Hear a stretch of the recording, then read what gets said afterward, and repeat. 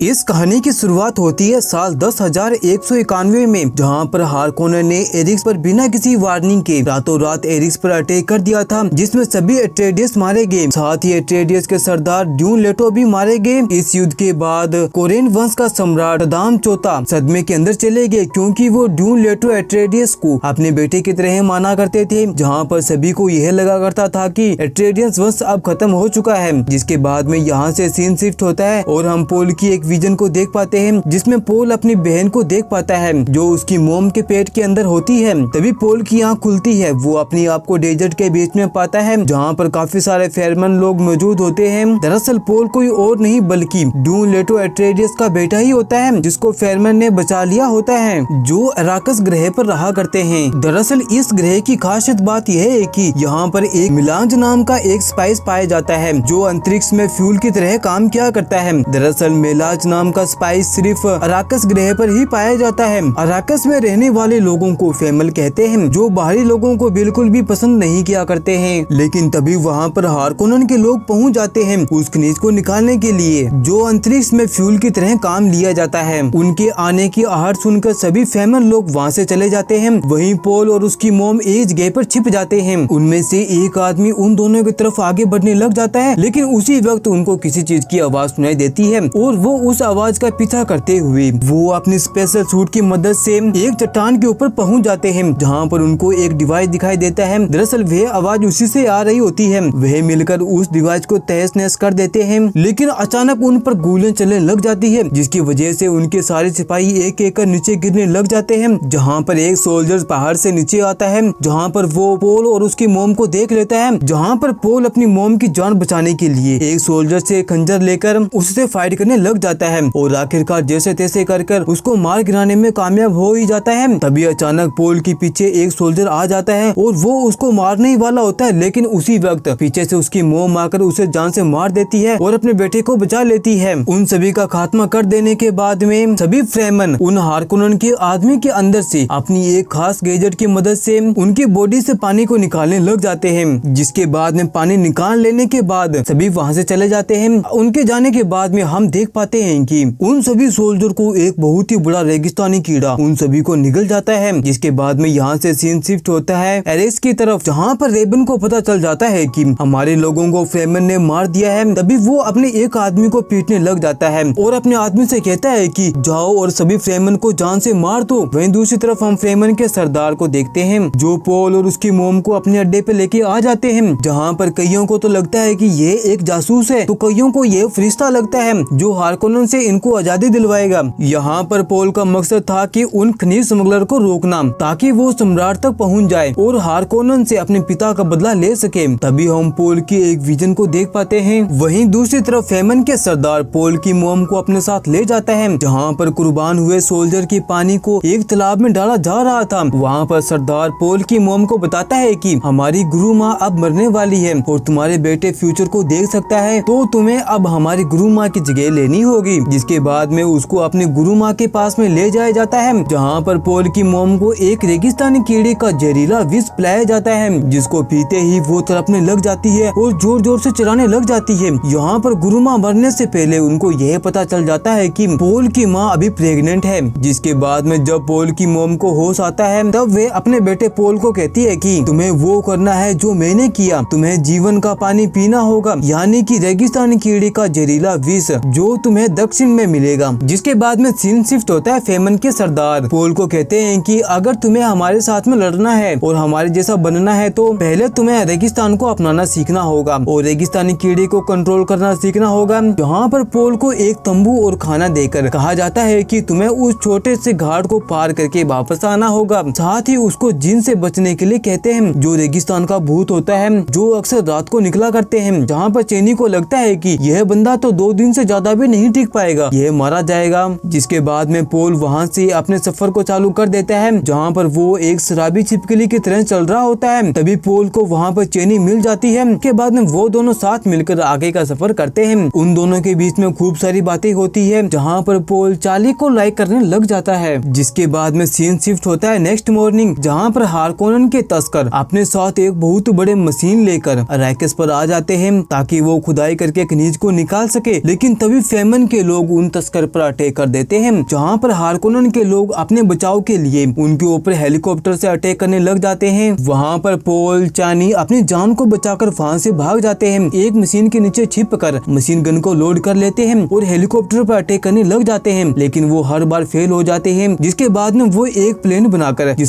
वो हेलीकॉप्टर पर अटैक करते हैं। अब की बार वो हेलीकॉप्टर को क्रैश करने में कामयाब हो जाते हैं, जिसके बाद में उन सभी की पूरी मशीन को लेजर लाइट की मदद से तबाह कर दिया जाता है। जिसके बाद में एक दिन पोल एक फेमन को देखता है जो रेगिस्तानी कीड़े के ऊपर घूम रहा होता है। तभी पोल के पास में चेनी आती है और वो दोनों आपस में बात करने लग जाते हैं और देखते ही देखते वो दोनों किस करने भी लग जाते हैं। जिसके बाद में सीन शिफ्ट होता है नेक्स्ट मॉर्निंग, जहाँ पर फेमन के सभी लोग मिलकर हारकोनन के सभी अड्डे पर जाकर वहाँ पर मौजूद सभी मशीन को एक एक कर ब्लास्ट करना शुरू कर देते हैं, जिसकी वजह से हारकोनन के काफी सारा नुकसान हो जाता है। अब यह बात जैसे ही हारकोनन को पता चलती है, हारकोनन रिबन को बुलाकर धमकी देता है कि अगर तुम फेमन के लोगों को जान से नहीं मार सकते तो मैं तुम्हें जान से मार दूंगा। वहीं दूसरी तरफ जब पोल की आंख खुलती है, जहाँ पर चेनी पूछती है कि आज तुमने क्या सपना देखा, तब वहाँ पर पोल चेनी को बताता है कि मैं दक्षिण की तरफ किसी का पीछा कर रहा हूँ, जहाँ पर काफी सारे लाखों अरबों लोग भूख से मारे जा रहे हैं सिर्फ मेरी वजह से। अब जिसके बाद में सभी फेमन एक जगह पर इकट्ठा हो जाते हैं, जहाँ पर फेमन का सरदार पोल को कहता है कि आज ये तुम्हारा आखिरी पड़ाव है, जहाँ पर या फिर तुम पास हो जाओगे या तुम जान से मारे जाओगे। जहाँ पर पोल को एक रेगिस्तानी कीड़े की सवारी करनी थी। जिसके बाद में पोल एक गैजेट लेकर एक जगह पर लगा देता है, जिसको लगाते ही वहाँ पर रेगिस्तानी मॉन्स्टर पोल की तरफ आगे बढ़ने लग जाता है, जिसको देखकर पोल तैयार हो जाता है।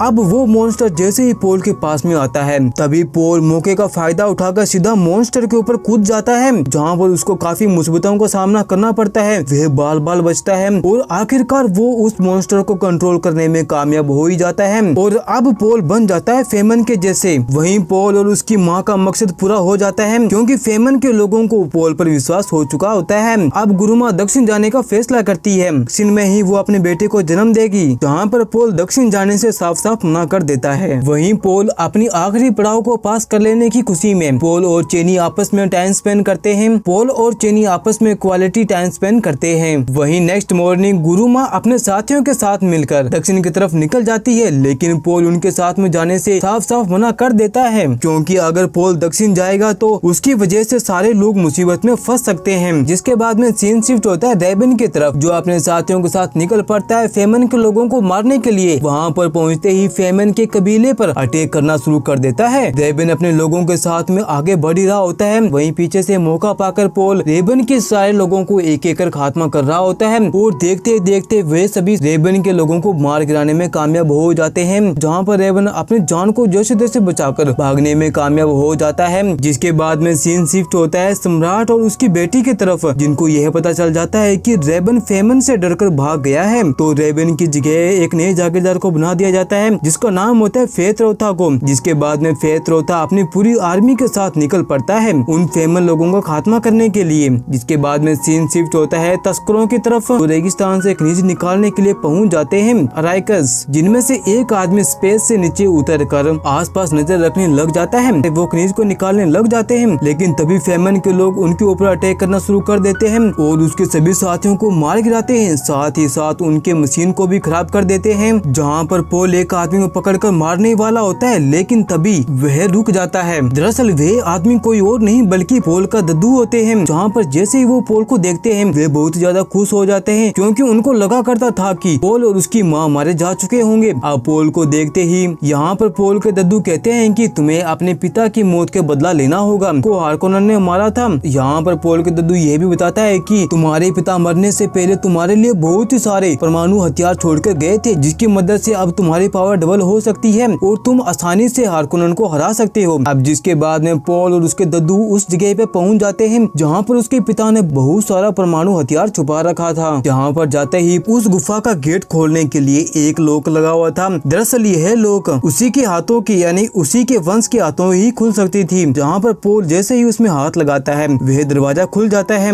वहाँ पर बहुत सारे परमाणु हथियार पड़े हुए थे, अब उनको किसी से डरने की कोई जरूरत नहीं थी। वहीं दूसरी तरफ हम पोल की मोम को देख पाते हैं, जो पहुंच जाती है दक्षिण दिशा में, जहाँ पर एक आदमी रेगिस्तानी कीड़े को पकड़कर उसको पानी में डुबाकर जान से मार देता है और उसके अंदर से जहर को निकाल लेता है। जहाँ पर गुरुमा कहती है कि एक आदमी तुम्हारे पास में आएगा, यह लाइफ ऑफ वाटर उसको दे देना। वहीं दूसरी तरफ पोल एक नाइटमेयर के साथ में उड़ता है जहाँ पर वो देखता है कि हार्कोनन के लोगों ने उनकी गुफा को तबाह कर दिया होता है। इसमें फेमन के काफी सारे लोग घायल हो चुके होते हैं, जिसको देखकर पोल को काफी ज्यादा गुस्सा आ जाता है। जिसके बाद में पोल और उसकी पूरी टीम दक्षिण जाने का फैसला करती है। उन रेगिस्तानी कीड़े के ऊपर बैठकर वहाँ पर पहुँच जाती है। उसके बाद में पोल सीधा पहुँच जाता है उसी टेम्पल के अंदर जहाँ पर उसकी मॉम ने आने के लिए कहा था। वहाँ पर उसे वही आदमी मिलता है जो उसको लाइफ ऑफ वाटर दे देता है, जिसकी मदद से अब पोल की पावर डबल हो जाती है, यानी कि फ्यूचर को वो देख सकता है साफ साफ। लेकिन पोल जैसे ही वो जहर को पीता है तभी उसकी ऑन द स्पॉट मौत हो जाती है। जहाँ पर उसको बचाने के लिए सिर्फ एक ही रास्ता होता है, वो है पोल की सच्ची मोहब्बत का आंसू ही पोल की जान को बचा सकती है।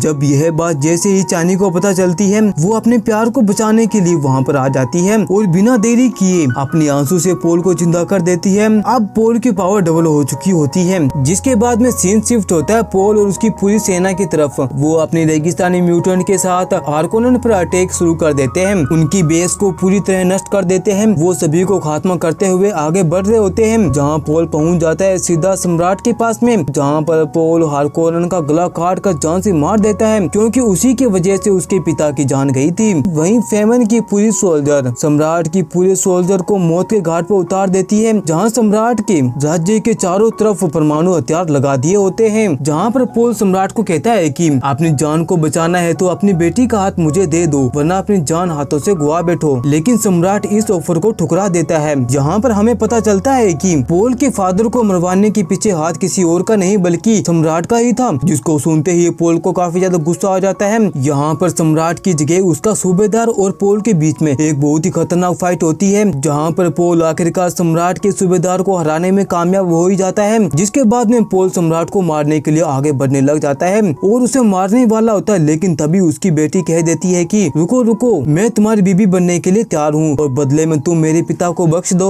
और आखिरकार सम्राट पोल के सामने हार मान ही जाता है और अब पोल बन जाता है नया सम्राट। यह देखकर चेनी वहाँ से चली जाती है, क्योंकि पोल ने उसको धोखा दे दिया था। और इसी के साथ ये प्यारी सी मूवी यहीं पर समाप्त होती है। दोस्तों, आपको ये मूवी कैसी लगी लाइक और कमेंट करके मुझे जरूर बताएं। जब तक मिलते हैं अगली वीडियो में, जब तक के लिए बाय बाय।